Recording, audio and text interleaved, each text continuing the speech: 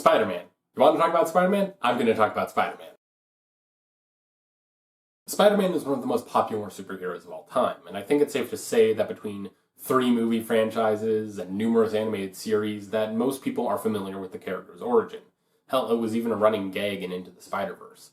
And while those details might change from telling to telling, key aspects stay the same, and one of those aspects is that lesson Peter learns about responsibility. But what does this responsibility actually mean? Does Peter Parker have a responsibility to help everyone? In Amazing Fantasy number 15, Peter Parker had the chance to stop a thief. He didn't even need to use his powers. All he had to do was trip the thief or slow them down in any way. But Peter let the criminal escape, claiming that it was the job of the police to stop criminals, not his. Later, upon returning home, Peter sees numerous police cars around his house and discovers his Uncle Ben has been murdered. His grief quickly turning to anger, Peter dons his Spider-Man costume and chases after the murderer. He's easily able to catch the criminal, only to realize his uncle's killer was the very same thief he let escape. This is when Peter learned firsthand that he has a responsibility to use his powers, his gift, to help other people. Because now the 15-year-old boy is aware of what could happen if he doesn't. And this idea of responsibility comes back in The Amazing Spider-Man number 50, the famous story Spider-Man No More. The story opens with Spider-Man fighting some criminals. After stopping them, the web-slinger goes to check on the criminals' victims, only to be met with fear and distrust. Upon returning to his apartment, Peter learns his Aunt May has fallen terribly ill, and had been trying to reach him. Peter rushes over to find May stable and resting, but he could not escape the guilt he felt for not being there when she needed him. The following day, one of Peter's professors informs him of his steadily declining grades, and then Peter has to decline a party invite from Gwen Stacy so he can look after Aunt May. Peter finally has enough after seeing J. Jonah Jameson is offering a sizable reward for the capture of Spider-Man. Peter starts to question whether he's even doing the right thing in being Spider-Man, and upon realizing being the hero brings him nothing but unhappiness, Peter disposes of his costume. Without Peter being Spider-Man, organized crime skyrockets, while Jameson celebrates his success in getting rid of the wall crawler. Peter, meanwhile, briefly achieves some semblance of peace. He spends more time checking up on Aunt May, hanging out with his friends, and catching up on his studies. Although while going home one night, Peter hears a cry for help. He spots a watchman on a nearby roof being assaulted. With nobody else there to help, Peter leaps into action and makes quick work of dealing with the thugs. After the encounter, Peter began to wonder why he felt so compelled to save this watchman, before realizing this watchman resembled Uncle Ben. And that's when he remembered why he became Spider-Man in the first place, proclaiming, "I can never announce my Spider-Man identity. I can never fail to use the powers which mysterious destiny has seen fit to give me. I can never permit one innocent being to come to harm, because Spider-Man failed to act." Although to really help us understand how Peter views his responsibility, I think it's a good idea to look at the Superior Spider-Man series. You see, in the Amazing Spider-Man issues 698 through 700, Otto Octavius switches bodies with Peter. This leaves Peter in Otto's dying body while Otto takes control of Peter's life. Although before dying, Peter is able to transfer all of his memories to Otto. And now, finally understanding why Peter does what he does, Otto promises to go on in Peter's place and be Spider-Man. Only he will be a superior Spider-Man. That's why it's called that. The Superior Spider-Man series follows Otto in his efforts to be this better version of not only Spider-Man, but Peter Parker. Otto's methods in doing this are definitely questionable, as he has a hard time giving up his villainous ways. During his first outing as Spider-Man, Otto fought a new Sinister Six, but when it looked like the tide of battle was turning against him, Otto started to flee. Although he was stalled when a police officer was placed in danger, and Otto ended up placing nanoscopic spider tracers on one of the Six's members. Using these tracers, Otto listened to the group's plans and created countermeasures to capture them with little resistance. Otto's methods of fighting criminals turned out to be more proactive in comparison to Peter's more reactive ones. As the months passed, Otto's methods grew more and more questionable. He created thousands of spider bots which patrolled the city for him and alerted him of any criminal activity, although Otto redirected anything he felt was unworthy of his attention to the appropriate authorities. After the mayor decommissioned the Raft Supermax prison, Otto blackmailed the mayor into giving the island to him for use as a base of operations, which he called Spider Island.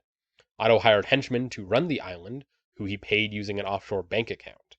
Otto used the surveillance network he created with his spider bots to take control of every screen in New York City in order to catch the Hobgoblin.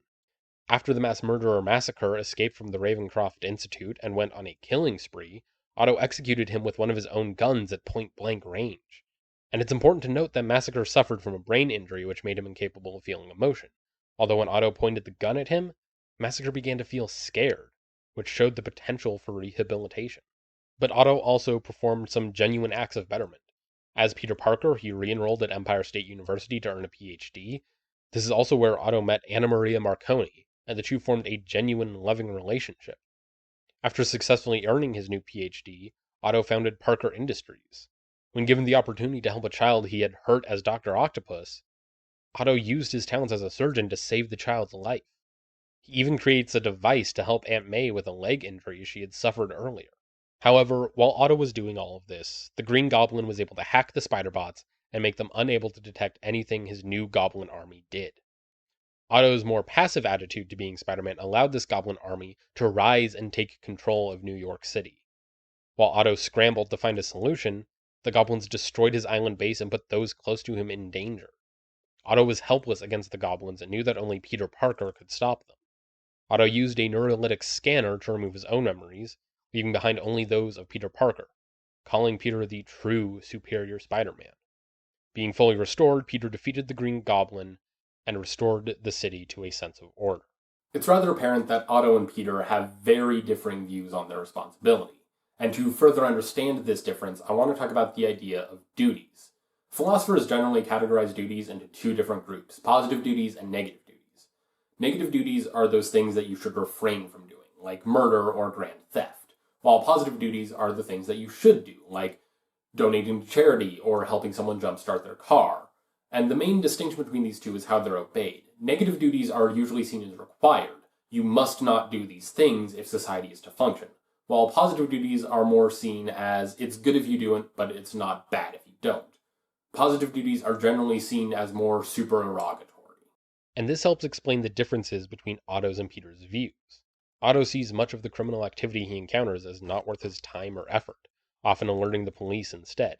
This is directly shown when Otto calls a mugging he spots a petty crime at best. Otto sees stopping these crimes as supererogatory. Sure, it will be good if he stops them, but the police are more than capable of dealing with it.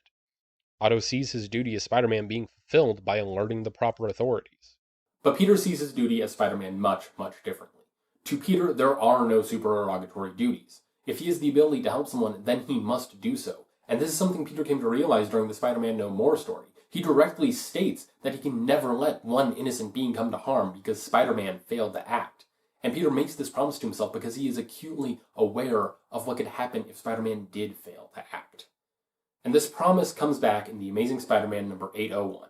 The first part of the story takes place during Spider-Man's early days, and focuses on a man named Kenneth Kincaid Jr. as he receives a call requesting that he get somewhere. While not explicitly stated, it's implied this is something important to Ken. Having failed at hailing a taxi, Ken makes his way to a bodega to buy some cigarettes, only to find the shop is being robbed. Spider-Man bursts through the window of the store, apprehends the robber, and saves the lives of both Ken and the shop owner. After giving his statement to the police, Ken rushes to a hospital, where we see Ken's father is currently on his deathbed, and Ken needed to say goodbye. The second part of the story takes place years later, closer to the present, while Spider-Man is fighting some of Mr. Negative's demons. One of them starts to flee with a briefcase that most likely contains something important, when someone from the surrounding crowd trips the demon, allowing Spidey to catch them. It's then revealed that the person who stopped the demon was Ken, as he hands Spider-Man the briefcase, thanking the hero for saving his life all those years ago. We then see that Ken was out with his niece Judy, who was upset that the first superhero she got to see was Spider-Man, and not someone like Captain Marvel, who routinely saves the world. Ken kneels and starts to explain that Spider-Man saves the world every single day, saying every person out there means the world to somebody, and Spidey's out there risking his neck for all of them. Their best friends, their husbands, their moms, their girlfriends, their uncles. Peter Parker lost his Uncle Ben because he failed to stop a thief, and he can never allow that to happen again.